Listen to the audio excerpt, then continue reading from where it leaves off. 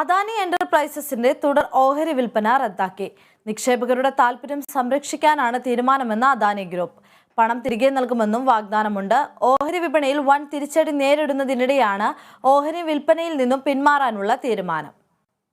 ഇന്ത്യയുടെ ചരിത്രത്തിലെ ഏറ്റവും വലിയ തുടർ ഓഹരി വിൽപ്പനയാണ് അദാനി ഗ്രൂപ്പ് പാതി വഴിയിൽ ഉപേക്ഷിക്കുന്നത്. വരും ദിവസങ്ങളിലും അദാനി ഗ്രൂപ്പിന്റെ ഓഹരി വില താഴേക്കിടിയാമെന്നാണ് കണക്കുകൂട്ടൽ. ഈ സാഹചര്യത്തിലാണ് വിപണിയിലെ ചാഞ്ചാട്ടവും നിക്ഷേപകരുടെ താൽപര്യവും മുൻനിർത്തിക്കൊണ്ട് അദാനി ഗ്രൂപ്പിന്റെ നിർണായക തീരുമാനം.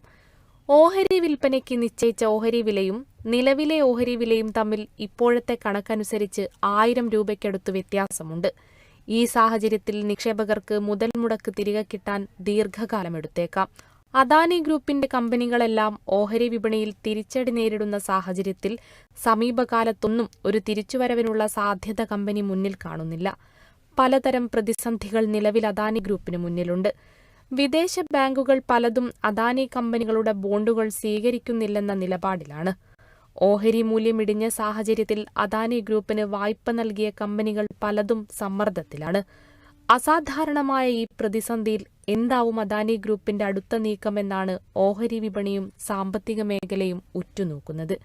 News desk, Kerala vision news.